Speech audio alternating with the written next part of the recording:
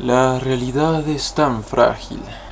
Casi todos sabemos lo ridículo que son los medios de comunicación cuando han sido tan estúpidos como para culpar a los videojuegos de todo tipo de atrocidades.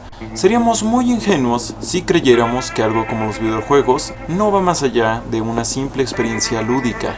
Así como la televisión creó toda una gama de variedades de fenómenos sociales y cambios psicológicos, los videojuegos tienen efectos desconocidos para gran mayoría de sus usuarios. Y justo hay un efecto en especial que podría quitarle el sueño a un filósofo o a un psicólogo. ¿Alguna vez, después de jugar Assassin's Creed durante un rato, has visto en las calles posibles rutas de escalada? ¿Has imitado movimientos de alguno de tus personajes favoritos? ¿Has escuchado el sonido del logro desbloqueado en algún momento? ¿Has visto píxeles en la vida real?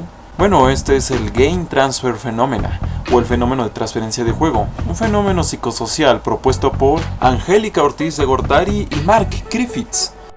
Por trivial que pueda parecer, los videojuegos son capaces de alterar nuestro comportamiento de forma sutil. Esto no significa que vamos a ir por el mundo replicando masacres, espadazos, sino que podemos aprender a categorizar nuestras características como en un RPG, a socializar basados en un sistema de charla, y hasta vernos a nosotros mismos como una especie de simulación de Rockstar por jugar mucho Guitar Hero. No es broma. De hecho, en México vendían fundas para mandos y algunos jugadores los portaban a todos lados y les daban un aprecio análogo al de un verdadero instrumento musical. Y esto porque la euforia del videojuego realmente se trasladaba de cierta manera a la realidad.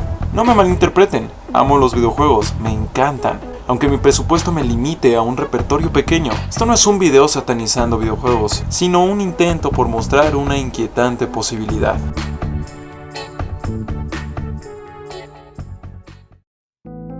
Si algo define a un videojuego es la capacidad de interactuar en cierta medida. La inmersión es a su vez un punto de referencia para ciertos críticos, debido a que este simple factor puede hacer la diferencia entre un juego memorable y un juego cualquiera, ya que las experiencias personales dentro de un videojuego son realmente importantes para que un juego de verdad pueda permear en la memoria. Ready, guys? Let's do this. Leroy Dragons! Oh my god, he just ran in. Psicológicamente esto requiere atención a varios niveles, por lo que pueden hacernos sentir todo tipo de emociones. Esto porque asumimos su simulación y la adoptamos. Nos volvemos avatares de lo que controlamos en pantalla, y como pasa con el internet, las teclas se vuelven una extensión de nosotros con un sistema. Sin embargo, nuestra mente no es muy buena con ese término llamado real. Entre más nos sumergimos en una idea, una canción, una película, una historia, una charla, nuestra mente empieza a alterar nuestra cognición. Ya sabes, es de noche, estás tranquilo, ves una película de terror y de repente todo se transforma. Los rincones oscuros que antes estaban vacíos, de repente ahora están llenos de asesinos. Los pequeños ruidos de la casa, los crujidos y demás se convierten en fantasmas. Bien, ahora pensemos en qué ocurre cuando alguien pasa hora tras hora en un solo videojuego. Claramente habrá un aprendizaje y un grado de inmersión, que tal como señala Angélica Ortiz, aún no se ha estudiado apropiadamente. Entre las cosas que ha llegado a causar este fenómeno son alucinaciones en todo sentido, reflejos involuntarios, ensoñaciones y demás situaciones que raramente pueden ser controladas por el usuario. Ahora mismo no parece algo importante, pero es que la realidad virtual ya está aquí, y parece que ahora sí tiene una oportunidad de tener éxito. ¿Qué tan lejos llegará el Game Transfer Phenomena en la realidad virtual? Es muy difícil decirlo, aún no tenemos muchos datos. Sin embargo, la realidad virtual tiene un pequeño fallo a la hora de dar inmersión. Cuando vemos una película hay algo que puede quebrarla, y eso es la incongruencia. Si me dicen que la heroína de la película está salvando a todo el mundo de los zombies nacionalcomunistas crudiveganos, pero en pantalla la heroína no está haciendo prácticamente nada, toda la inmersión se va al demonio. Es imposible que me lo crea.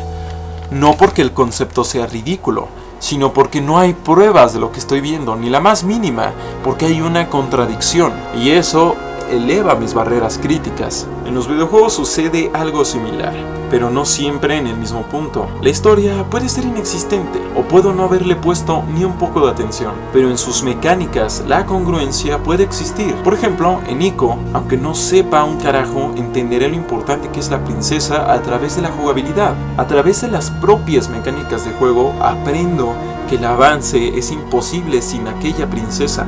A través de las mecánicas se entiende que ella es la finalidad del juego, salvarle.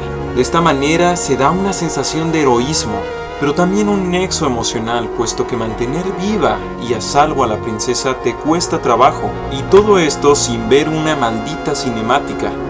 Por su lado, en Resident Evil me sentiré presionado, porque si me gasto mi munición sin vacilación, fracasaré tarde o temprano, por lo que aprendo a manejarme austeramente, lo que requiere mayor atención de mi parte. De esta manera la sensación de supervivencia, de tedio y estrés aumenta. Cuando hasta los cuervos empezaron a dejar granadas, la congruencia en este aspecto se rompió, y lo que era el tedio y el miedo se vieron menguados. Cualquier limitación que se nos impone en la realidad virtual se siente aún más. Así como la libertad se siente, también se sienten las limitaciones.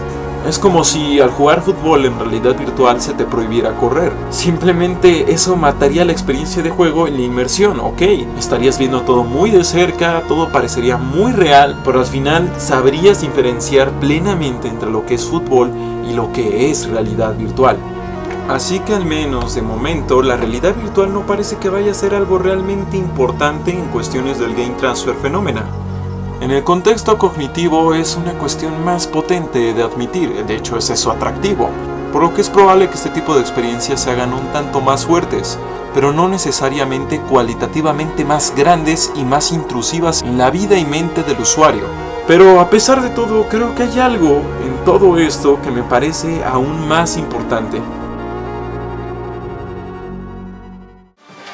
Si uno ve Star Trek original, uno notará lo mal que ha envejecido, pero no notará de forma común las revoluciones que plantó. Una tripulación multiétnica en medio de una guerra fría, una mujer en un puesto alto, comunicación móvil, viaje interestelar y hasta problemas éticos que en ese entonces eran solo sueños. La sombra de la ciencia ficción en la filosofía, la psicología y la propia ciencia es innegable. Y esto a pesar de que durante mucho tiempo la ciencia ficción fue vista mayoritariamente como un recreo para las mentes infantiles. ¿No les suena parecido a otro medio? Ahora falta hacer la pregunta, ¿qué papel jugarán los videojuegos en el desarrollo de la ciencia y la sociedad? Es innegable que los videojuegos reflejan ciertos anhelos en sus creadores, además de que por sí mismos desarrollan ciertos campos de la tecnología de una forma exacerbada. Incluso han influenciado a las relaciones sociales. Caray, que hay gente que se ha casado en el World of Warcraft. Hemos visto ya al ejército contactando a desarrolladores de videojuegos, así como la primera experiencia masiva de realidad aumentada. Todo esto que está pasando en diferentes campos no puede pasar desapercibido. Hoy más que nunca decir que los videojuegos son solo algo para niños o solo diversión es un terrible error. Y cosas como el Game Transfer Phenomena nos muestran lo mucho que ignoramos sobre ellos. En fin, hay tanto que decir de este tema, que el siguiente paso lógico es ampliarlo en cuestiones tecnológicas filosóficas, por lo cual el próximo video será la ley cero de la robótica. Sin duda los videojuegos son un medio muy rico, y que aún tiene mucho que dar, no solo en su propia industria, sino también en otros tantos campos. De verdad, muchísimas gracias a los que hacen posible estos videos. Como tal, aunque en Patreon aún no he alcanzado mi primera meta, he de decir que he recibido más ayuda de la que esperaba recibir. Me alegra bastante y bueno, aquí seguiremos. También les recuerdo a todos los Patreons que no se olviden de hacer sus propuestas para los futuros videos. Y también si no eres Patreon, pues sabes, siempre me gusta leer y escuchar lo que tienen que decirme, ya sean críticas o cosas positivas. En fin, se despide Esquizofrenia, la realidad es frágil.